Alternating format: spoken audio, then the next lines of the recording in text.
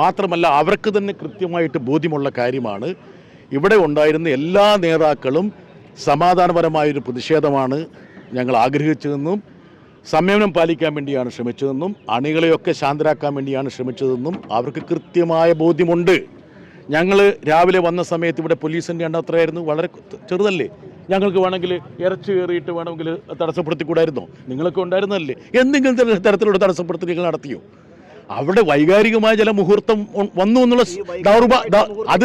അത് ദൗർഭാഗ്യകരമായ ഒരു കാര്യമാണ്. അത് ദൗർഭാഗ്യകരമായ ഒരു കാര്യമാണ്.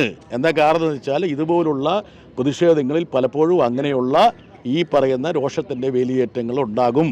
പക്ഷേ ഞങ്ങളുടെ ഭാഗത്ത് നിന്ന് ഒരു തരത്തിലും അതുപോലുള്ളൊരു അക്രമ സംഭവത്തെ ന്യായീകരിക്കാനുള്ള നടപടി ഉണ്ടാകില്ല.